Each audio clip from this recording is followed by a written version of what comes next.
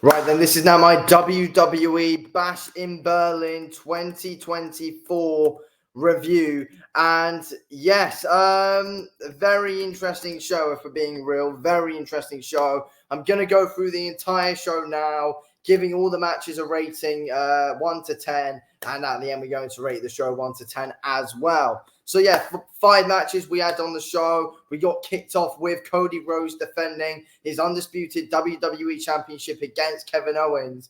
And yeah, very good match in my opinion. I think the storytelling coming to this match has been, better than what people have given it credit for. I think it's been very good. Obviously, two mates going at it, but, loads of people speculating, was Kevin Owens going to turn on Cody Rhodes or not? Overall, before we get to that, great match in my opinion, very good.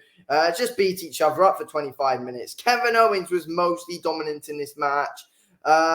Looking very good, very aggressive as per usual. Cody Rhodes, looking good technically at times as well. But yeah, Kevin Owens was doing well in this match, putting a load of splashes onto Cody Rhodes, a good few cannonballs as well. I believe he hit a few good moves on the ring apron as well, I believe.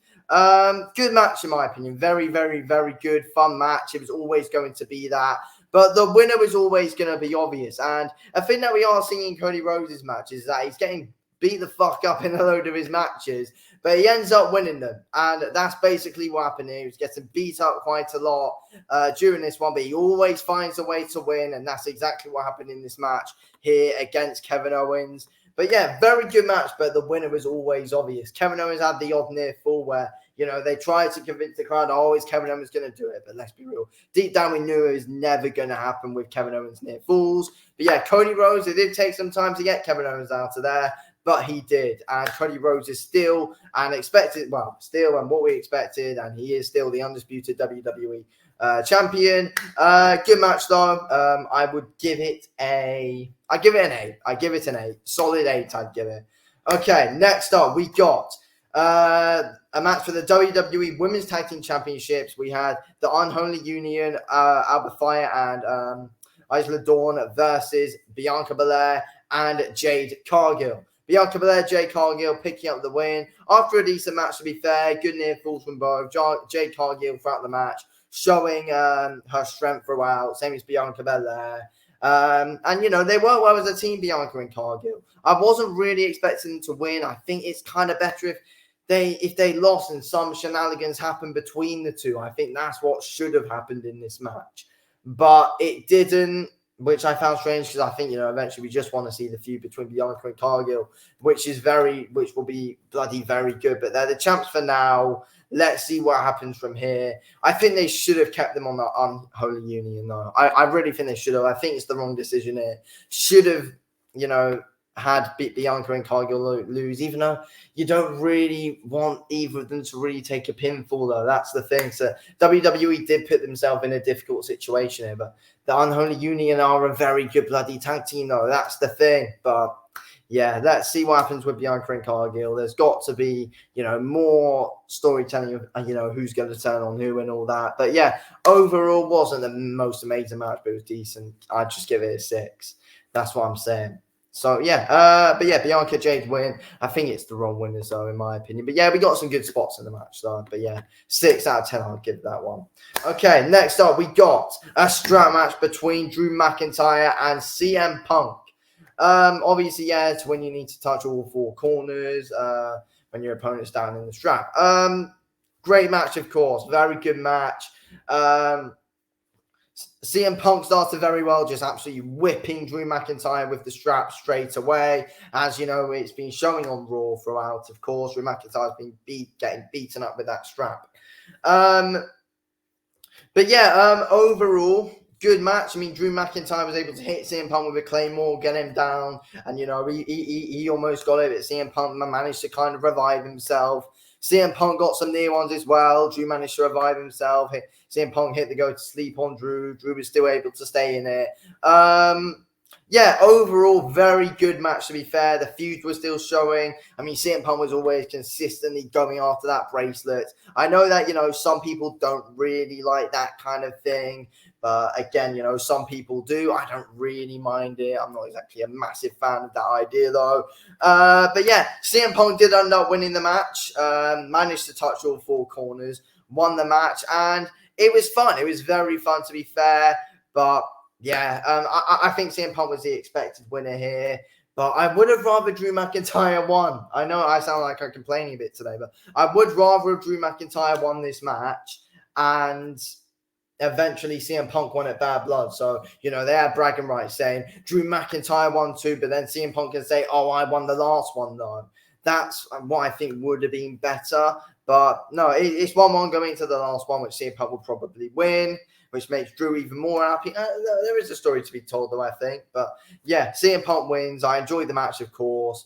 CM Punk got his bracelet back, managed to snatch it off Drew McIntyre just before he hit the last turnbuckle, the last corner, should I say. And yeah, CM Punk gets his bracelet back, which is a big story that WWE are going for. As I said, people will like and don't like it. But yeah, and CM Punk won the match. I'll give it an 8.5. I'll give it an 8.5. These two can't disappoint. They just can't. Very good technically, of course, and we can see some very good, exciting moves between the two. They were outside for quite a bit of the match as well, just brawling. I mean, yeah, it was a very fun one, in my opinion. Good match, 8.5. CM Punk gets the win. And his bracelet. Anyway, okay, next up, we went on to our 4th match, which was, of course, a mixed tag team match, which was the Judgment Day, Dirty Dominic Mysterio and Liv Morgan versus the Terror Twins, Damian Priest and Rhea Ripley. Of course, massive feud on Raw overall. And Damian Priest and Rhea Ripley actually won the match. Took out the Judgment Day as they tried to get involved as well JD McDonough especially.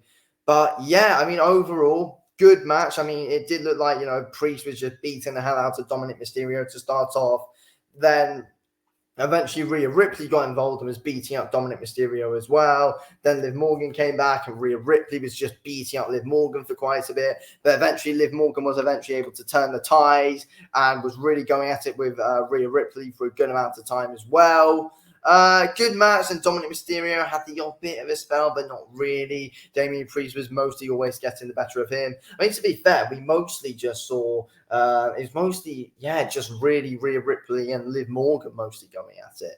And Rhea Ripley actually ended up pinning Liv Morgan. Again, I thought it would have been better if the Judgment Day won, because it just kind of makes them look weak, where you've got 2 versus about 5 of them.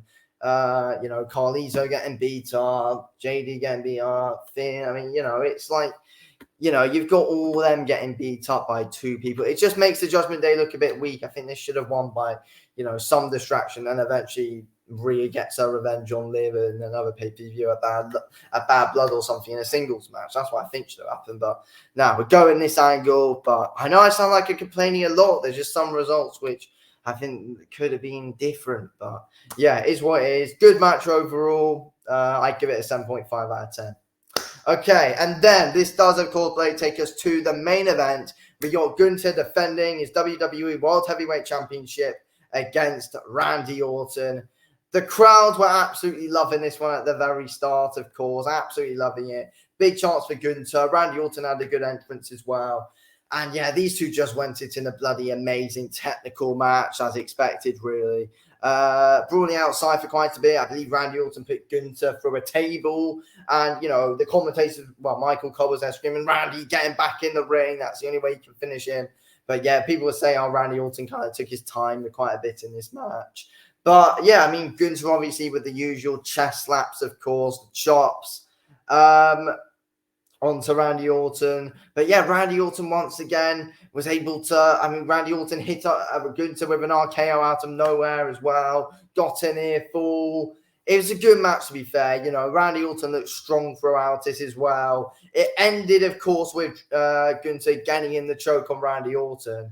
Randy Orton was just still in it, was eventually able to break out of it for a bit. Then Gunther beat him down with some elbows to the head, got him back into the choke. And, Randy Orton was staying in it for quite a bit, trying to get the ropes. But eventually, Randy Orton faded. He didn't tap, making him look strong in defeat.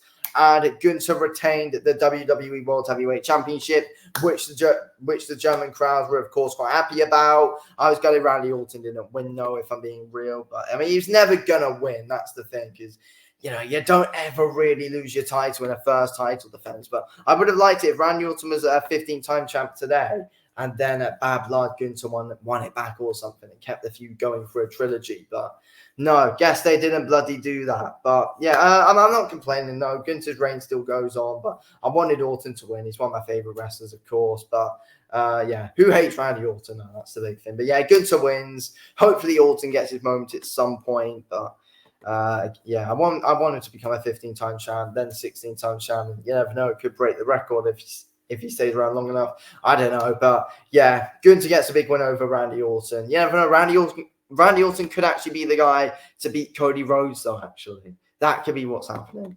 But yeah, Randy Orton could beat Cody Rhodes, become 15-time champ. For Gunther, it'll be interesting to see what's next. But yeah, Randy Orton is made to look strong in defeat as well with a good showing. And they both showed respect at the end as well, shaking each other's hands, which I did not expect to see after the build-up, to be fair. I did not expect to see that. But it's clear they're completely moving on from their feud. Could it be a sign Orton turns heel now? I don't know. Probably not.